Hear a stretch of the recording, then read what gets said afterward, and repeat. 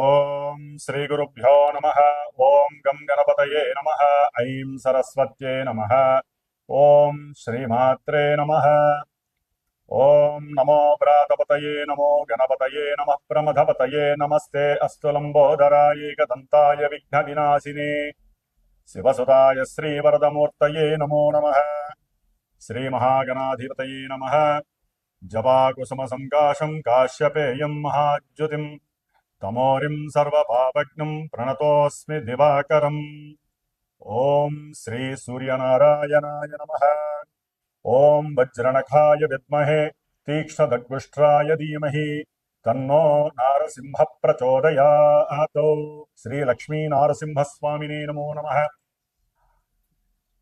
ఈ ఛానల్ను వీక్షిస్తున్నటువంటి ప్రేక్షకులందరికీ కూడా మకర సంక్రాంతి శుభాకాంక్షలు, అలాగే భోగి మరియు కనుమ కూడా శుభాకాంక్షలు తెలియజేస్తూ, ఈ యొక్క జనవరి 2026 సంవత్సరంలో మనకి ఈ మకర సంక్రమణం అనేటటువంటిది, అనగా మనకున్న ద్వాదశ రాశుల్లో సూర్య భగవానుడు మేషాదిగా మీనరాశి పర్యంతం 12 రాశుల్లో కూడా రోజుకి 1 డిగ్రీ చొప్పున ఒక్కొక్క రాశిలో 30 డిగ్రీలు పరిభ్రమిస్తూ, దాదాపుగా మేషరాశిలో ఉన్నప్పుడు ఆయన ప్రవేశం జరగంగానే మేష సంక్రమణం అని, వృషభంలో ప్రవేశించిన తర్వాత వృషభ సంక్రమణం అని, అట్లా అన్ని రాశులు కూడా ఆయన సంచరిస్తూ, ఇప్పుడు మనకి కాలమానంలో ఉత్తరాయణము దక్షిణాయనము అనేటటువంటి 2 ఆయనాలు ఉన్నాయి. అంటే మనకి సంవత్సరం ఎట్లయితే విశ్వావసునామ సంవత్సరాలు అట్లా సంవత్సరాలు 60 ఉంటాయో, దాని తర్వాత ఆయనాలు 2 ఉంటాయి. దాంట్లో సూర్యభగవానుడు కర్కాటక రాశి నుంచి మకర రాశి వరకు సంచరించేటటువంటి ఆ కాలాన్ని దక్షిణాయన పుణ్యకాలం అంటారు. ఈ దక్షిణాయన పుణ్యకాలంలో మానవులకి కోరిక మరియు వాంఛలు నెరవేరటానికి, ఒక క్రమబద్ధీకరణమైనటువంటి జీవితాన్ని అనుభవించటానికి, దైవత్వం మీద, మన యొక్క ఆచారాల మీద, సాంప్రదాయాల మీద సరైనటువంటి అవగాహన, వాటి యందు నిర్ణీతమైనటువంటి ఒక దృష్టిని కేంద్రీకరింపజేస్తూ ఎన్నో ఉపవాసాలని, దైవారాధనలు, ఎన్నో పూజలు, మనకి ఆశ్వీజ మాసం, అమ్మవారు, కార్తీక మాసం, ఈశ్వరారాధన, అలాగే మార్గశిర మాసం, పౌష్య మాసం, ఇట్లా ఈ మాసాలన్నీ కూడా దాటుకుంటూ చాతుర్మాస్య వ్రతాలన్నీ అయిపోయిన తర్వాత సూర్య భగవానుడు ఈ యొక్క జనవరి 14వ తేదీన మకర రాశిలోకి తన యొక్క సొంత నక్షత్రమైనటువంటి ఉత్తరాషాఢ నక్షత్రము 2వ పాదంలో తన యొక్క సంచారాన్ని మకర రాశిలో ప్రవేశం చేస్తూ ఉంటాడు. ఆ మకర రాశిలోంచి మరలా కర్కాటక రాశి వరకు వెళ్ళేంత వరకు, అంటే మిథున రాశి అంతం వరకు కూడా ఆయన పరిభ్రమించే ఈ 6 నెలల కాలాన్ని ఉత్తరాయణ పుణ్యకాలం అంటారు. ఈ ఉత్తరాయణ పుణ్యకాలంలో దేవతలందరూ కూడా చాలా ప్రీతిగా సూర్యారాధన, దేవతారాధనలో వారు దేవతలు ఆరాధన చేసుకునేటటువంటి సమయం. కాబట్టి ఉత్తరాయణ పుణ్యకాలంలోనే చాలా విశేషమైనటువంటి గృహప్రవేశాలు కావచ్చు, శంకుస్థాపనలు కావచ్చు, బ్రాహ్మణుల యొక్క ఉపనయనాలు కావచ్చు, అట్లాగే దేవతా ప్రతిష్టలు కావచ్చు, ఇట్లా ఎన్నో విశేషమైనటువంటి లోకహితార్థమైనటువంటి దైవ కార్యక్రమాలు జరుగుతూ ఉంటాయి ఈ ఉత్తరాయణ పుణ్యకాలంలో. కాబట్టి ఎప్పుడైతే ఈ సూర్య భగవానుడు మనకి ఈ సంవత్సరం ముఖ్యంగా 14వ తారీఖున బుధవారము బహుళ ఏకాదశి రోజున గండయోగములో బాలవకరణంలో ఈ పౌష్యమాసంలో విశ్వావసు నామ సంవత్సరంలో మధ్యాహ్నం పూట 2 గంటల నుంచి 3 గంటల మధ్యలో స్వామివారు సూర్య భగవానుడు ధనస్సు రాశి నుంచి నిష్క్రమించి మరి మకర రాశిలోకి సంచారాన్ని ప్రారంభం చేస్తాడు. ఆయన అంటే వచ్చేస్తాడు ఆ సమయానికి. సరే, కొన్ని పంచాంగాలలో మనకి రాత్రి కాలం 8 చెప్పి ఇచ్చారు. సరే, ఎవరి లెక్కలు వాళ్ళకు ఉంటాయి. దృగ్గణితాలని, పూర్వగణితాలని, రకరకాల గణితాలు ఉంటాయి. ఏదేమైనప్పటికీ ఎక్కువగా మనకి ఈ మధ్యాహ్నం పూట 14వ తారీఖు ఈ యొక్క సమయాన్ని మకర సంక్రాంతి అని మనం చెప్పుకోవాలి. అయితే అపరాహ్న సమయం దాటిపోయింది కాబట్టి ముఖ్యంగా ఈ సంక్రమణం విశేషం ఏంటంటే, ఈ ఉత్తరాయణ పుణ్యకాలం ప్రారంభంలో ఎవరైతే చనిపోయినటువంటి వారికి, అనగా తల్లిదండ్రులు కావచ్చు, తాత ముత్తాతలు కావచ్చు, వారి యొక్క తాత ముత్తాతలు కావచ్చు, వాళ్ళందరి యొక్క గోత్రము పేర్లు చెప్పి ఎవరైతే మరి తర్పణాలు వదిలి బ్రాహ్మణుడికి విశేషంగా అన్నదానం కానీ, బ్రాహ్మణులకి విశేషంగా స్వయంపాక దానాలు కానీ, తమకు తోచిన విధంగా గోదానాలు కానీ ఇస్తారో ఆ యొక్క విశేష పుణ్య ఫలితము వారికి మోక్షప్రాప్తి, స్వర్గప్రాప్తితో పాటుగా ఈ కార్యక్రమాలు నిర్వర్తించడం ద్వారా ఇక్కడ భూలోకంలో వీరి యొక్క సంతతి, వీరి యొక్క వంశము వృద్ధి చెందుతుంది, గోత్రము నిత్యము కూడా వృద్ధి చెందుతుందని చెప్పి మన యొక్క పూర్వీకులు చెప్పి ఉన్నారు. కాబట్టి ఈ యొక్క మకర సంక్రాంతి మరి మిట్ట మధ్యాహ్నం అపరాహ్నం కూడా దాటిపోయి వెళ్ళిపోయింది కాబట్టి మనకి దాదాపుగా 8 గంటల సమయం ఉంటుంది ఈ యొక్క పుణ్యకాలము. కాబట్టి ఈ 14వ తారీఖున సాయంకాలం పూట కాస్త ఈశ్వరారాధన లేకపోతే విష్ణుమూర్తికి సంబంధించిన ఆరాధనలు చేసుకోవడం వలన ఆ యొక్క పుణ్య ఫలితం నార్మల్గా మనకి లభిస్తుంది. అయితే మనకి 15వ తేదీన మకర సంక్రాంతి అంటారు. 14వ తేదీన భోగి జరుగుతుంది, 15వ తేదీన మకర సంక్రాంతి జరుపుకోవాలి. మకర సంక్రాంతి మరి ఉదయం పూట సూర్యోదయం తర్వాత కొన్ని గంటల తర్వాత వీరు ఈ యొక్క పితృ కార్యక్రమాలు చేసుకునేటటువంటి అర్హత కలుగుతుంది మధ్యాహ్నము అపరాహ్న సమయంలో వరకు కూడా. కాబట్టి మధ్యాహ్నం 11 నుంచి 2-3 వరకు కూడా 15వ తారీఖున ఈ పుణ్యకాల ఉత్తరాయణ పుణ్యకాలంలో సూర్య సంక్రమణం సందర్భంగా ఎవరైనా పితృపుణ్యకార్యాలు చేసుకోవచ్చు. అలాగే మనకి కనుమ 16వ తేదీకి అయిపోయింది. 14, 15వ తేదీ భోగి, మకర సంక్రాంతి మరియు కనుమ. కాబట్టి ఈ 3 పండుగలు కూడా విశేషంగా జరుపుకోవాలి.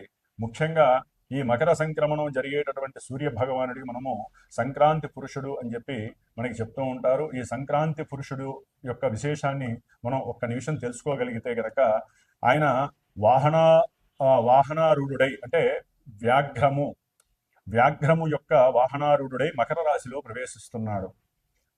దీని యొక్క ఫలితము అట్లాగే మకర సంక్రమణ పురుషుడు మందాకిని నామధేయుడు ఒకటచే పాలకులకి అంటే రాజకీయ నాయకులకి, రాజులకి క్షేమము, అధికార దర్పము బాగా వృద్ధి చెందుతుంది. ఆయన కుంకుమతే స్నానం చేయటం వలన శుభము కలుగుతుంది. లోకాన యజ్ఞ యాగాది క్రతువులు బాగా పెరుగుతాయి. అలాగే వారు ధరించినటువంటి పీతవర్ణ వస్త్రధారణ మరియు కుంకుమ లేపనం పూసుకోవటము, మాలతీ పుష్పమాల ధారణ, చిరుగజ్జల ధారణ, వెండి పాత్రలో పాయస భక్షణం, కదలీఫల ధారణ, వ్యాఘ్ర వాహనారూఢుడై బింధిపాలమును ఆయుధం ధరించి రక్తవర్ణ ఛత్రధారణతో ఖడ్గధారి అయి క్రోధముఖముతో కౌమార వయస్సుతో భూతగణముతో పరివేష్టితుడై దక్షిణ దిశా ప్రయాణం, కొంతమంది ఉత్తర ప్రయాణ దిశం అని చెప్పారు. కాబట్టి దక్షిణ దేశములకి సుభిక్షము, ఉత్తర గమనం చేయడం ద్వారా వారికి కొంచెం అరిష్టము కలుగుతుంది. మధ్యవృష్టి, పాడి పంటలు వృద్ధి చెందుట, క్రోధముతో గర్వముతో గొడవలు పెరుగుట, పాలకులకి అధికార భయములు పెరుగుట, నలుపు రంగు ధాన్యములకు పశు సంపదకు ధరలు పెరుగుట, ఈశాన్య దేశస్థులకి ఇబ్బందులు కలుగుట అంటే మన యొక్క బంగ్లాదేశ్ కావచ్చు, చైనా లాంటి దేశాలు కావచ్చు, మన దేశంలో కూడా కొన్ని ఈశాన్య ప్రాంతాల్లో నేపాల్ వాళ్ళు కావచ్చు, వీళ్ళందరికీ ఇబ్బందులు కలుగుతాయి. బంగారము, ప్రత్తి, కుసుములు, సుగంధ ద్రవ్యములు, పట్టు వస్త్రాలకి, లోహములకి, విద్యుత్తు మరియు వైద్య ఉపయోగ ఔషధులకి ధరలు పెరుగుట జరుగుతుంది. కాబట్టి ఈ మకర సంక్రాంతి పురుషుడు పట్టినటువంటి ఆయుధము, ఆయన ప్రయాణం చేసేటటువంటి గమన విశేషము, అట్లాగే వారు అధిరోహించినటువంటి వాహనము, వీటి వలన ఏదైనా కొన్ని సుభిక్షాలు కొన్ని దుర్భిక్షాలు జరుగుతాయి. కాబట్టి సంక్రాంతి పురుషుడిగా ఉన్నటువంటి ఆ యొక్క విష్ణుమూర్తి అంశలలో అట్లాగే విష్ణుమూర్తి స్వరూపుడుగా భావించేటటువంటి సాక్షాత్తు మరి జీవులందరికీ కూడా ప్రాణాధారమైనటువంటి ఆ సూర్య భగవానుడిని ఈ నెల రోజులు కూడా చక్కగా అందరము ఆదిత్య హృదయ స్తోత్రంతో చక్కగా ఆయన పఠిస్తూ ప్రతిరోజు కూడా విష్ణు సహస్రనామం చేయటం చాలా విశేషము. ఎందుకంటే మనకి 4 గ్రహాలు చతుర్గ్రహ కూటమిగా ఈ యొక్క మకర రాశిలో సంచరిస్తూ ఉంటాయి. దాదాపుగా 30 రోజులు అంటే 14వ తేదీ నుండి మరలా ఫిబ్రవరి 14 వరకు రవి ఈ యొక్క మకర రాశిలో ఉంటాడు. అట్లాగే కుజ భగవానుడు ఫిబ్రవరి 23 వరకు కూడా అక్కడే ఉంటాడు. అట్లాగే బుధగ్రహము ఫిబ్రవరి 3 వరకు ఉంటుంది, తర్వాత ఆయన కుంభరాశిలోకి మారతాడు. అట్లాగే శుక్రుడు ఫిబ్రవరి 6 వరకు కూడా ఈ మకర రాశిలో ఈ 4 గ్రహాలు కలిసి ఉండటం మరి ఎన్నో రకాలైనటువంటి ప్రపంచానికి ఇబ్బందులు కలుగుతాయి. ఈ చతుర్గ్రహ కూటమి అంటే 4 గ్రహాలు కలిసి ఉండటం వలన ఆర్థికపరమైనటువంటి ఉద్యోగ సంబంధిత విషయాలు కావచ్చు, కుటుంబ బంధుమిత్రాదుల యొక్క సమస్యలు కావచ్చు, ఇట్లా మన లౌకిక ప్రపంచంలో అయితే ప్రపంచపరంగా అయితే గనక కొన్ని దుర్భిక్షాలు, కొన్ని అపశకునాలు, అట్లాగే ఎన్నో రకాలైనటువంటి యుద్ధ భయాలు, ప్రమాదాలు, సునామీలు, జలగండాలు, ఇలాంటివి ఎన్నో రకాల ప్రమాదాలు చెప్పుకుంటూ పోతే పంచభూతాలు ఆగ్రహించేటటువంటి సమయము. కాబట్టి ఆ 4 గ్రహాల నుంచి వచ్చేటటువంటి కిరణాలు పంచభూతాలతో నిక్షిప్తమై భూప్రపంచంలో ఉన్నటువంటి సమస్త జీవరాశులకి కీడు కలుగజేస్తుంది. కాబట్టి మరి మనందరము కూడా ఆ విష్ణుమూర్తి ఆరాధన చేసుకుంటూ ప్రపంచము సుభిక్షంగా ఉండాలని కోరుకుందాము.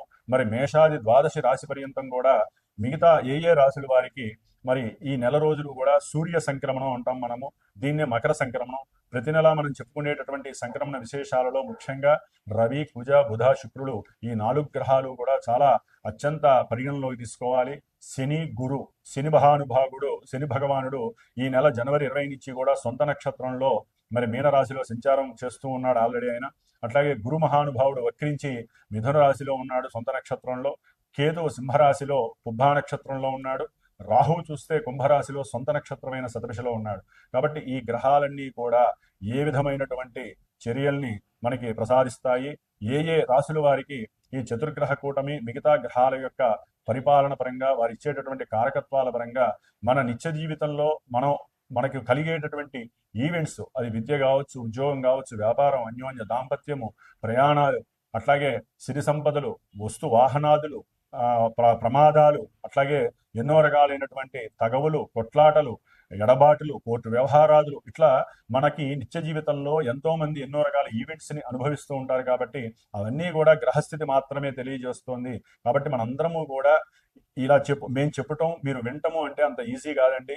ఇవన్నీ కూడా గ్రహాలతో మేము మాట్లాడుతూ మీరు వింటున్నట్టుగా భావించాలి. గ్రహాలు మా చేత మీకు చెప్పిస్తూ ఉంటాయని భావించాలి. కాబట్టి ఈ నెల జనవరి 18వ తేదీన ఆదివారం అమావాస్య కావటము, అట్లాగే చంద్రుడు కూడా ఈ 4 గ్రహాలతో మకర రాశిలో ప్రయాణం చేయటం, పూర్వాషాఢ ఉత్తరాషాఢ నక్షత్రంలో ప్రయాణం చేస్తూ చతుర్గ్రహ కూటమి కాస్త ఆదివారం అమావాస్య రోజున పంచగ్రహ కూటమి అవ్వటం అంత మంచిది కాదు. కాబట్టి కొన్ని రాశుల వారికి నేను చెప్పినప్పుడు ఆ రాశుల్లో ఏ రాశుల వారికి ఈ పంచగ్రహ కూటమి వలన సమస్యలు కలుగుతాయి, వారు ఏ విధమైనటువంటి పరిహారం ఆచరించాలి. ముఖ్యంగా ఈ పంచగ్రహ కూటమి ఆదివారం అమావాస్య కావటం, మరి ప్రతి నెల మా యొక్క శ్రీమాత జ్యోతిషాలయ పీఠమునందు మరి సర్వమానవాళి శ్రేయస్సు కోసము ఎవరికైనా సరే గ్రహస్థితి రీత్యా ఇబ్బందులు కలిగితే వారి యొక్క గోత్రనామాదులతో నా యొక్క సమక్షంలో నేను ప్రత్యేకించి కూర్చొని మరి నవగ్రహ నక్షత్ర హోమాన్ని చేస్తూ ఉంటాను. ఈసారి ప్రత్యేకించి ప్రపంచ మానవాళి కోసము ఎవరికైనా సరే కొన్ని ఇబ్బందులు పడుతున్నటువంటి కొన్ని రాశుల వారి కోసము ప్రత్యేకించి లక్ష్మీ నారసింహస్వామి వారి యొక్క హోమాన్ని చేయాలని నిశ్చయించుకున్నాను. కాబట్టి ఈ నెల జనవరి 18వ తేదీన మరి ఆదివారం అమావాస్య రోజు మనందరికీ కూడా భవిష్యత్తులో శుభం జరగడానికి ఈ యొక్క లక్ష్మీ నరసింహ హోమంలో పాల్గొనదలిచిన వారు మరి పీఠానికి ఫోన్ చేసి మీరు కూడా తప్పకుండా ఈ యొక్క కార్యక్రమంలో నిమగ్నులై చక్కగా ఆయన యొక్క అనుగ్రహాన్ని పొందవలసిందిగా కోరుకుంటూ మరి మేషాది ద్వాదశ రాశి పర్యంతం ఏ విధంగా మనకి ఈ నెల గోచారం ఉంటుందో తెలుసుకుందాం. ఓం నమో నారాయణాయ నమః. ధనస్సు రాశి వారికి ఈ జనవరి 14వ తేదీ నుండి ఫిబ్రవరి 13వ తేదీ వరకు కూడా గ్రహస్థితిని కనుక మనం పరిశీలించినట్లయితే మరి ద్వితీయ స్థానంలో మకర రాశిలో చతుర్గ్రహ కూటమి రవి మహానుభావుడు, అట్లాగే కుజ మహానుభావుడు, ఈ ఇరువురు కూడా ఈ నెలలాళ్ళు కూడా ద్వితీయంలో ఉండటం, తండ్రితో ఆప్యాయతగా కుటుంబంలో ఆనందంగా మాట్లాడడం, తండ్రి ద్వారా కొంతమంది విశేషమైనటువంటి ధనార్జన చేయటము, పిత్రార్జితం ద్వారా కావచ్చు, లేకపోతే వీరుకున్నటువంటి సెల్ఫ్ కాన్ఫిడెన్స్ కావచ్చు, లేకపోతే గవర్నమెంట్లో అంతకుముందు ఏదైనా పెట్టుబడులు పెట్టుంటే, లేకపోతే ఏదైనా కరెన్సీ రూపకంగా మీరు ఏదైనా పెట్టుబడులు పెట్టుంటే అవన్నీ కూడా మీకు ధనలాభం కలగడానికి ఎక్కువ అవకాశాలు ఉన్నాయి. అంటే విశేషమైనటువంటి షేర్స్ కావచ్చు, లేకపోతే పెట్టుబడులు కావచ్చు, అలాగే గృహాల మీద పెట్టుబడులు కావచ్చు, సంతానం పేరు మీద ఏదైనా అంతకుముందు తెలియకుండా గోప్యంగా ఏదైనా పెట్టుంటే కనుక దాని పరంగా మీకు చక్కగా బ్యాంక్ అకౌంట్లో మంచి ధనము పడేటటువంటి అవకాశాలు కనిపిస్తాయి. 4 గ్రహాలు